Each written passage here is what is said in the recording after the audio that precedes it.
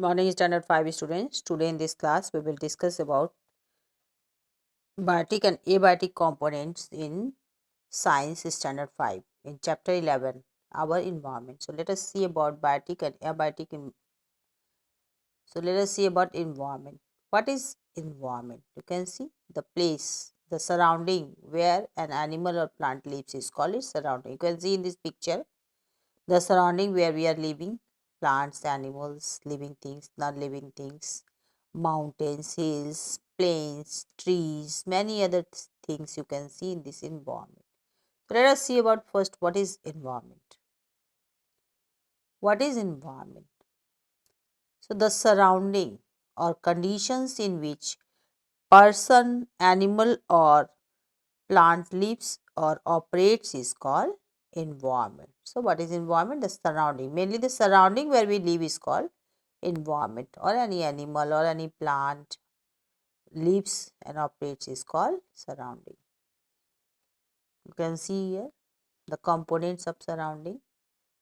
Biotic, living things and non-living things both are living in this surrounding. Plants, animals, protists, that means amoeba, protozoa, that is microorganisms, you can say fungus, bacteria, and in non-living things water, soil, light, minerals, air, temperature, many other non-living things are also present there. So let us discuss about this all components. Biotic components. The term biotic is from two types of components are there in environment: non-living and non-living things. So living things are known as biotic component and non-living things are known as abiotic components. So let us see about first living components, that is known as biotic factor or biotic component. So the term biotic is formed by the combination of two terms, bio meaning life and ic meaning life like. That means the term means life-like and is related to all the living entities present in an environment. So biotic means, since bio means life, so biotic means those the things present in the environment that have lives, they are known as biotic factors or biotic components. Examples of biotic components are these resources include all living components present in an ecosystem. These include producers like green plants, consumers like all other animals and living organisms, and decomposers like microbes, fungus, bacteria. They decompose the things present in the environment. They eat dead and they depend on dead and decaying matters and they mixes them into the soil. So these are all biotic components of environment that have life. Now next we will see about this biotic components picture. You can see in this there are many biotic components in this picture. Let us see about them one by one. Bacteria, that is microorganism, fungus also. Plants, green plants, they are producer, they produces food for all. Archaea, they are also organisms, living organisms. Animals, protists, these are also unicellular organisms. So all different types of plants and animals that have life, they are known as biotic factors of the environment. Now abiotic components we will see.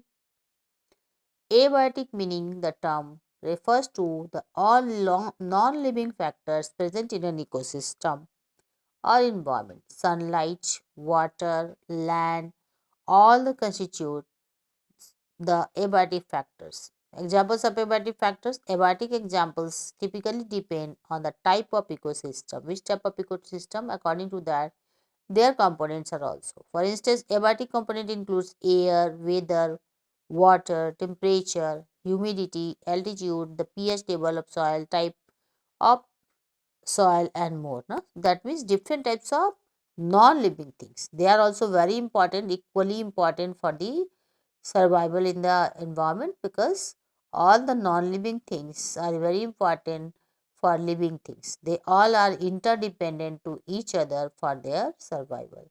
So both abiotic and biotic components are so important for our environment. So you can see the picture also, abiotic environment, different factors of abiotic environment: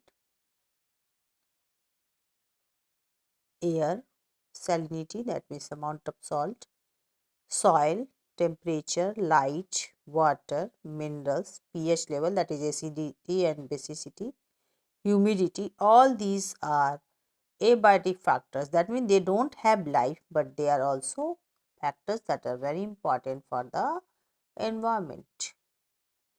Now we will see about the difference between biotic and abiotic component. Biotic resources, abiotic resources definition. Biotic factors include all the living components present in the ecosystem, whereas abiotic factors refer to all the non-living physical conditions and chemical factors that influence an ecosystem. So let us see about the human. Now we will discuss about the human and the environment. What are the impacts of human on the environment, or what are the degradation of environment by the human activities. So we will see the relationship between, what is the relationship between humans and the environment. Humans change their environment both positively and negatively. That means some positive effects are also there, some negative effects are also there in the environment. So we will see that effects of human life in many different ways. The main interaction between the humans and our environment can be grouped into use of resources and the production of waste. So how much percentage we are using the resources and how many much waste we are producing, these are also very much important for the effects on the environment. So let us see about this all. Environment and human beings. The environment can affect human health.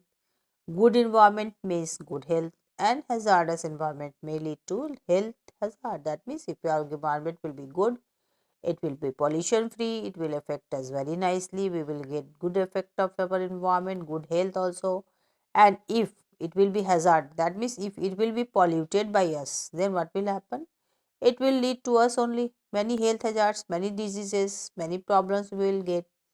Environmental hazards may lead to many illnesses, increase the risk of cancer, heart disease, asthma, etc. These hazards can be physical, such as pollution, toxic chemicals, excessive use of cell phone, and consuming unhealthy food, or they can be social, such as unsafe work, poor housing conditions, urban slump, and poverty. That means all these excessive use of cell phone, that means we are creating so much of pollution in our environment, so many pesticides, fertilizers, and chemicals we are using.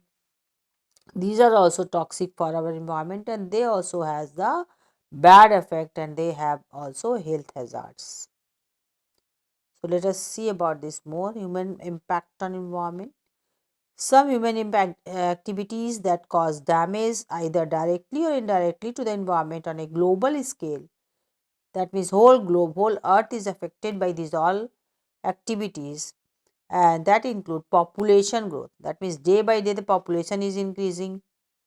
So overconsumption of everything is due to the population, overpopulation, over exploitation of natural resources that depletes the nature from the resources, pollution, and deforestation.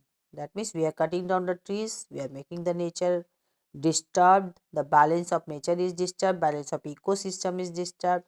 Some of the problems, including global warming and biodiversity loss, have been proposed as representing a risk to the survival of the human race. That means we have increased so much disturbance in our nature that our survival is in danger. Global warming and biodiversity loss, that means different varieties of animals and plants are getting extinct, and our survival is also coming in danger. So we must be careful about all these things, and we should prevent this disturbance. You can see here the environment needs protection from humans. So we are only the destroyer, we are only the causing danger to ourselves.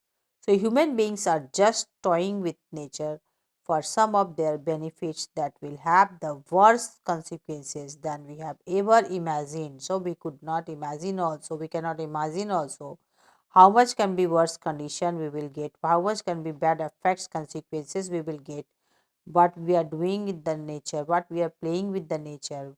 So this should be stopped immediately and protect the environment, not for the environment, at least for your future generation. That means if you are not helping the environment, you should help you. Your future generation should be helped by you by protecting the environment and growing trees more and more. Protecting the trees, saving the trees, and growing trees is very important in nowadays. So, all of you, please you try to save the trees and protect the trees and grow more and more trees to save your environment and save your future generation. So, thank you, students. Again, we will meet in the next class. Thank you, all of you.